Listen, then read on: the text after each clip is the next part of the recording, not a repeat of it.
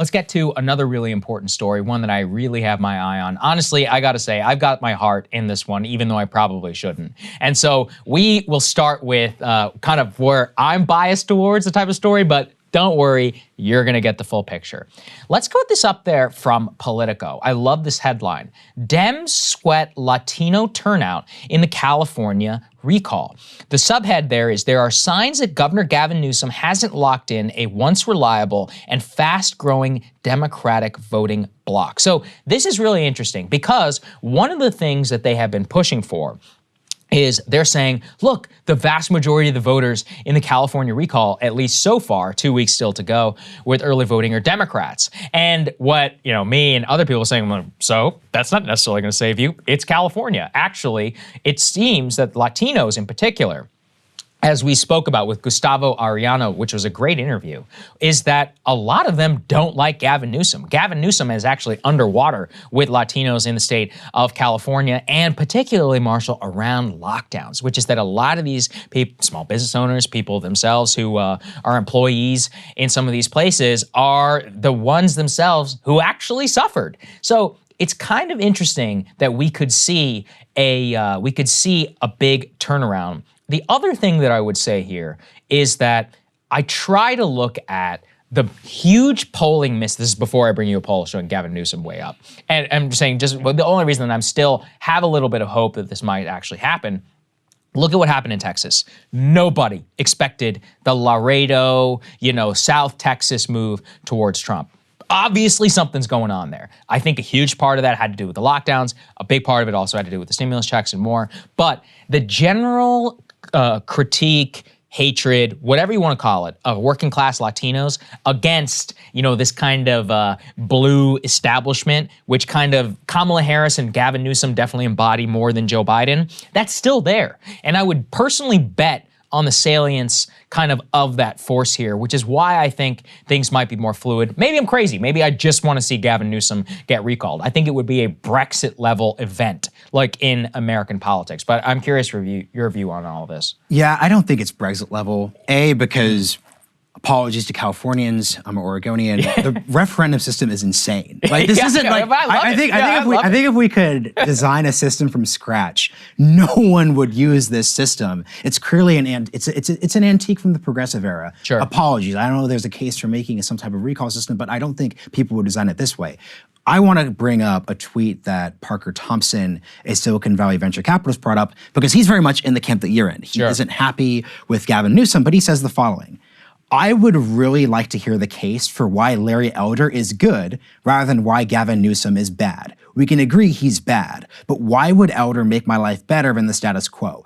I could think of several concrete ways it would make it worse. Once again, that is not me agreeing necessarily that Larry Elder makes things worse. It's just the problem that I think is going to stop all of this is I do not think Larry Elder was the proper candidate to actually overthrow Gavin Newsom. If you think back to what's happening in California, say what you want about Arnold Schwarzenegger, no offense to him, I think he's incredibly cringe right now. It was actually true in 2003 that he was really heterodox. Yeah, he was. He was different. He wasn't this traditional Republican in a state that was less and less friendly to Republicans. He's a person who could come with at least a narrative of a different approach. Larry Elder is a traditional conservative. This is a guy who is against the existence of a minimum wage. Let's see how that position polls with working class Hispanics. See, that's a very important point and kind of what I want to drive home, because now I'll bring you the poll. So let's put this up there, which kind of does change the game a little bit. You can see there up on the screen for those who are just listening, it's California governor recall. The Remain camp is 51%. Recall is at 43%. Now remember, in this system, recall has to have 51% of day of or of all voters for there to be then the next person who has the highest amount on the ballot, who would be Larry Elder in this poll at 27%, could then become the next governor, which is kind of what does make it such a crazy system. 27% only would be enough theoretically in order to get you elected. Here's part of the problem.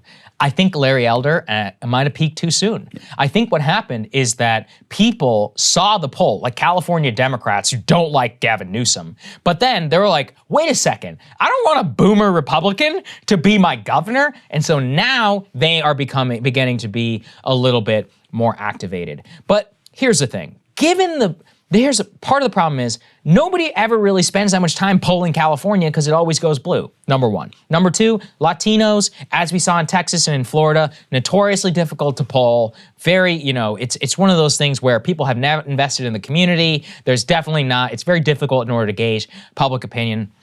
Number three is this, and this is why I still have a little bit of hope left in this race, is that who are the people who are gonna crawl through, I guess there's no snow in California, but who are gonna crawl through the wildfires and the smoke in order to make sure they go to the ballot or go to the ballot box or go to the mailbox and put their mail-in ballots? The people against vaccine mandates, the people against mask mandates, the people against lockdowns.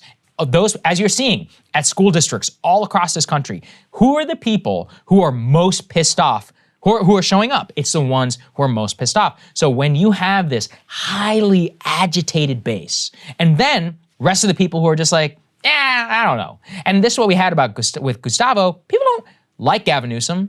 Some people, the people who hate him really hate him, but nobody really likes him. And so that is why the polling miss could be there. I mean, people forget this, but like 30-something percent, 40% or whatever, state of California are Republicans, right? They just are dominated by the rest of the 60. This is kind of their time to shine. So it really could be kind of just the craziness of the system itself, which could at least give it a chance that this might happen.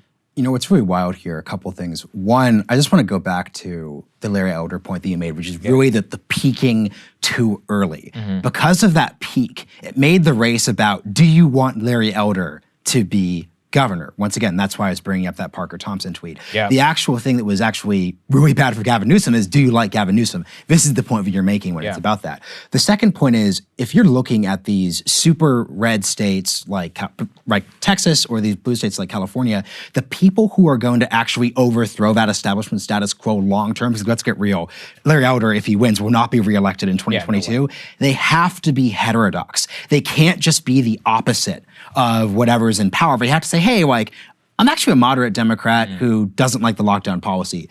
They are going to look much more like, this is your favorite thing, they're going to look much more like The Rock. They're going to look like Matthew McConaughey. They're going to look like Chamath Palihapitiya, the Silicon Valley investor who was talking a lot about running earlier in the year, but he didn't actually run. And then the final thing, and this is the wild part, which regardless of whether or not Gavin Newsom wins, it is hard to look at this upcoming generation of traditional center-left Democrats and see any hope for them from a pure political basis. Kamala is underwater when it comes to her polling. Andrew Cuomo is out, literally obviously. Maybe he makes a comeback in New York. There's talk he wants to do that. And then Gavin Newsom, who has been this on the scene. This is, once again, bring it back to middle school. Since 2000. This is a long-term, we've been hearing the name Gavin Newsom for decades. So this whole Biden part of the party has been eviscerated. Yeah, it's kind of fascinating because it's true. These people are so terrible. Just as politicians themselves, they are not doing well in their states. Part of why I want them to lose. I will put this up there, and this is again where my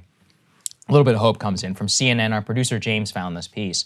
Why the California recall is within the margin of error and what that means for Gavin Newsom.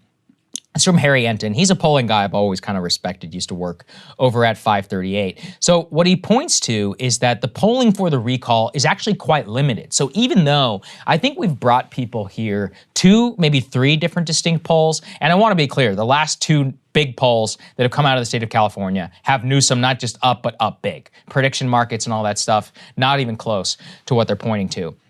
So what he's saying there is that when you look at what exactly is going on, is that the case with a very small number of polling data, and essentially what we have right now is there have been fewer than 5 polls of any type that have even been published this month, and that in the very last recall election of the sitting governor in California, which is in 2003, there were actually more than twice as many published during the same period. It's actually an interesting question as to why exactly that's not going on right now. Arnold Schwarzenegger. Right. That is the answer he announced on he announced on the Leno's show. That's part of what this is. That's a good point. I didn't even think about that. Oh, I remember whatever you launched on Jay Leno.